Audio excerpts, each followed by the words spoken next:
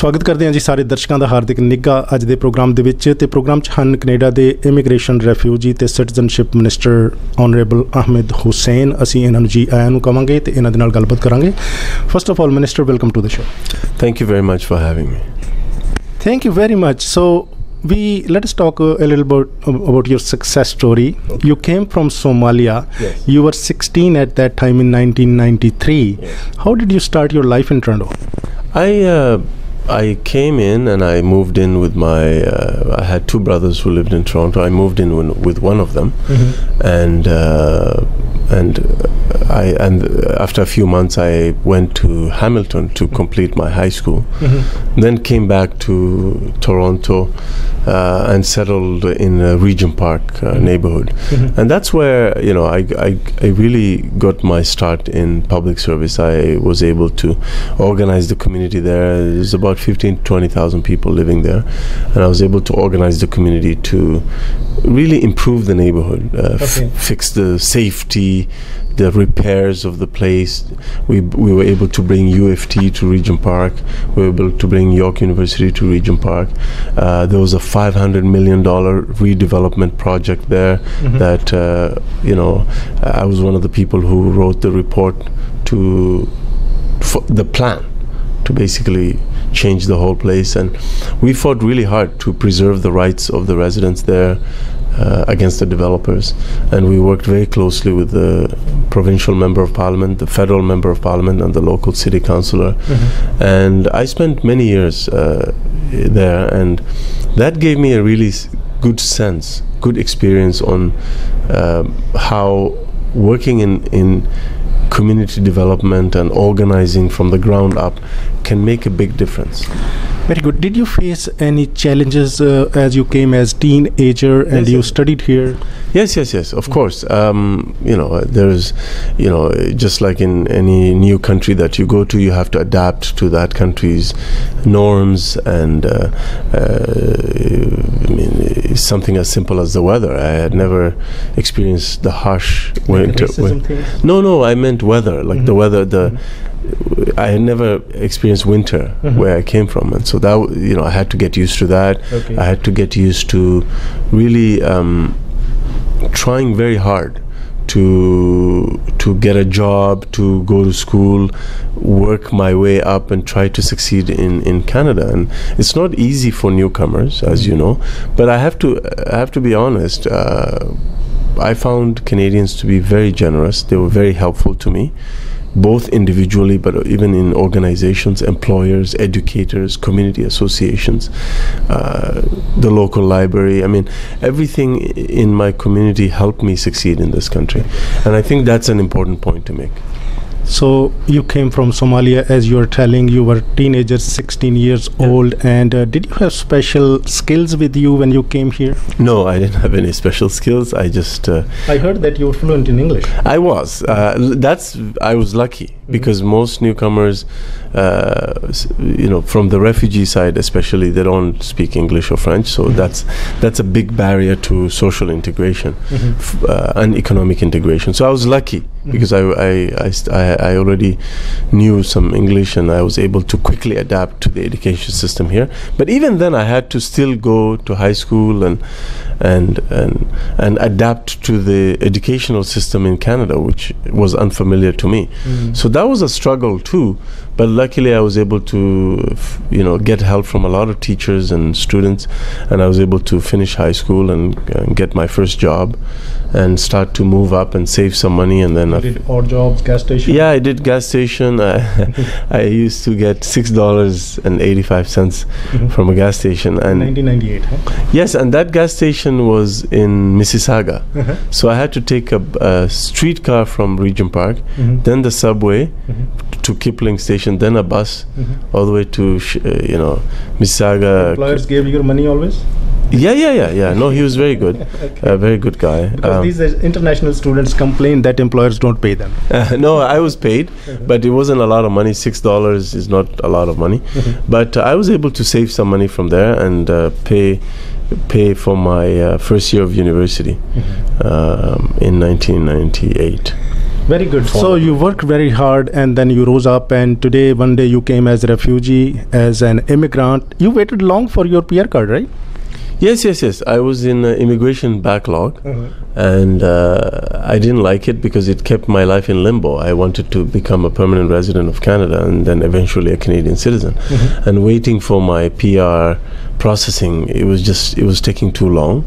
And I got to experience firsthand the frustrations of people in the immigration system who are now facing backlogs. So it gives me a perspective to appreciate what people go through when they have difficulties with the immigration system. So I bring that perspective now as Minister of Immigration, Refugees and Citizenship. Agreed. So what kind of a message do you have for new immigrants? Sometimes they are disappointed. They come here, they face problems, but you are an example. What advice you have? I would say that as a government, we've made a big difference. First of all, we've speeded up processing times, eliminated or reduced backlogs.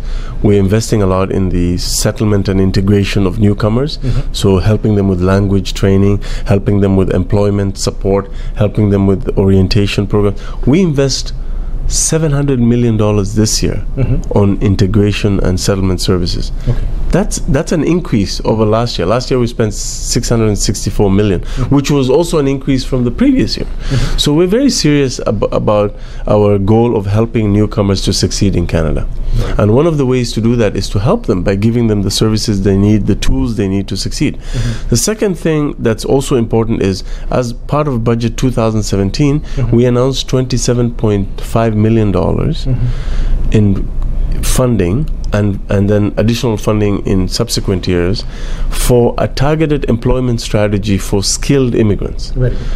What that will do is, for people who come here as engineers, doctors, electricians, dentists, lawyers, who then can't practice because they can't get their credentials recognized, or they don't have time to do the exam, or they don't have enough money, this money will go towards giving them loans so that they can buy the books, pay the application fees and pay for the exams to become the doctor, to become the electrician, to become the nurse in the profession. It also helps them with paid internships so that they can get that valuable Canadian experience that you hear about. It will help them with job matching programs. It will help them with mentorship programs. But the key one is the loans. We're actually going to give them loans so that they can focus on their field, succeed, and then become that doctor, lawyer, nurse. And I've met a lot of them in the field who are getting advantage of that. So we're doing what we can to help them. Did Prime Minister made you minister based on your merits, or someone recommended your name? Because in immigrant communities, people sometimes think, oh, maybe he has someone who recommended his name. Well, I would say that look, it's a privilege and an honor to serve in any capacity in public life, and it's an honor to be elected to Parliament as the Member of Parliament for York South-Western, and it's a special honor and responsibility to be the Minister of the Crown, and I want to thank the Prime Minister for giving me this responsibility, for trusting me and putting his confidence in me. It's a huge responsibility and a huge sign of confidence when the Prime Minister gives you this. When you yourself was a refugee in this country. So tell us a little bit. I went to school, became a lawyer.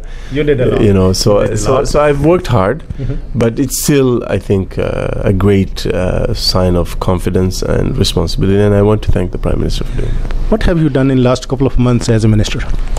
So much. We have reduced processing times for spousal program.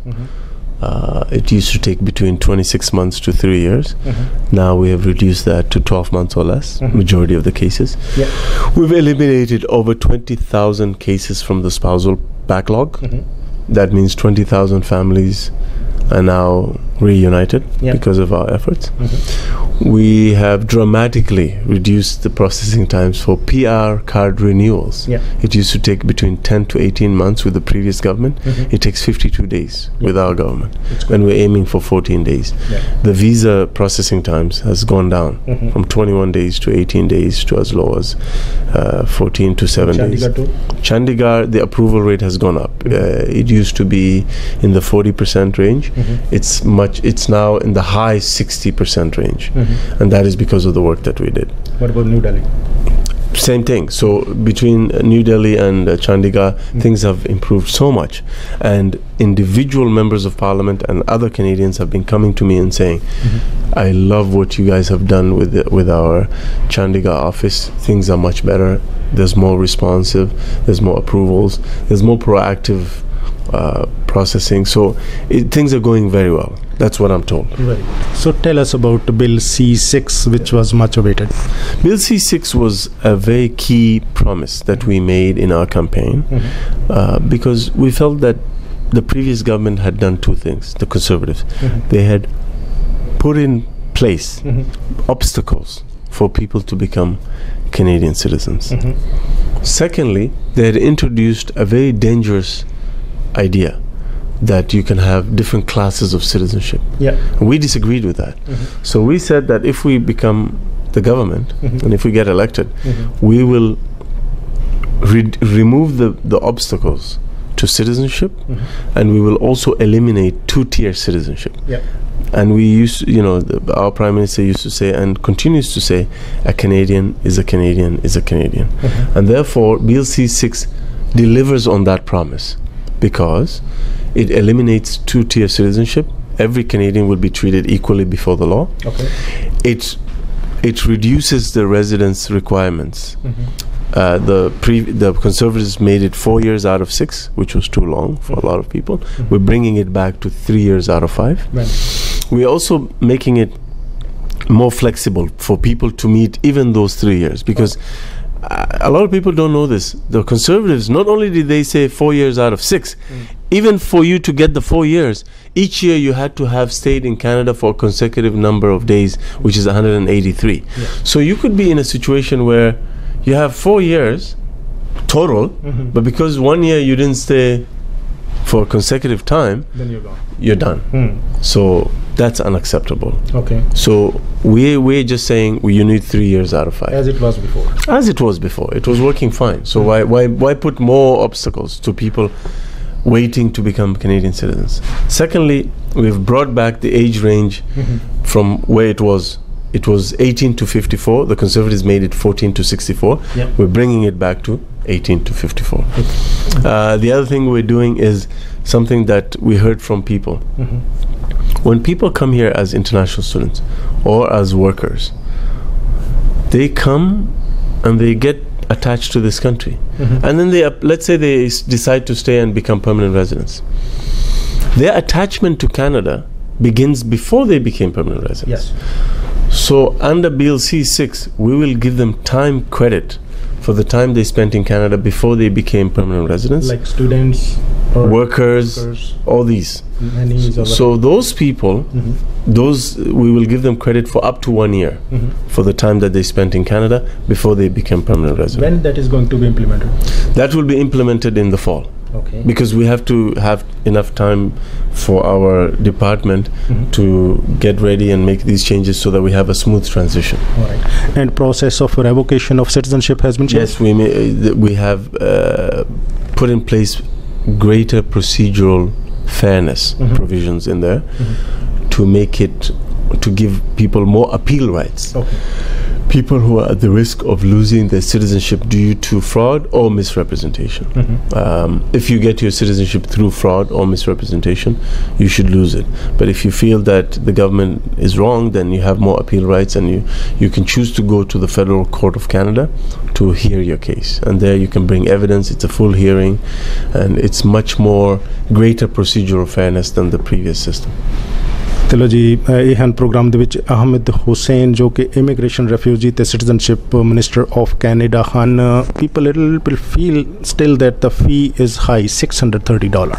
I've heard that, but you have to look at it in comparison with the similar countries, United Kingdom, United States, Australia, New Zealand.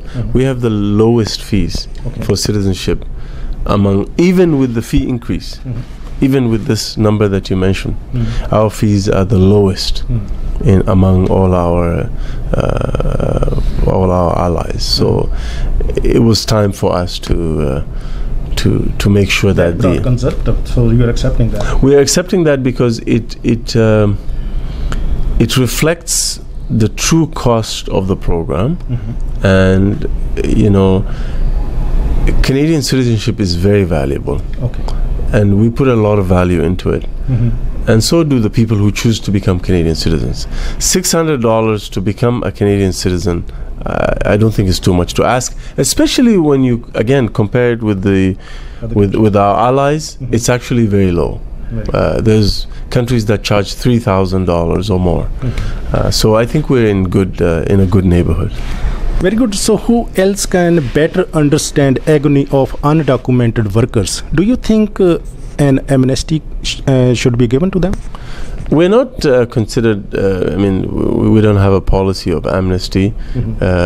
We do encourage people to apply to the immigration system under humanitarian and compassionate grounds if they have those grounds.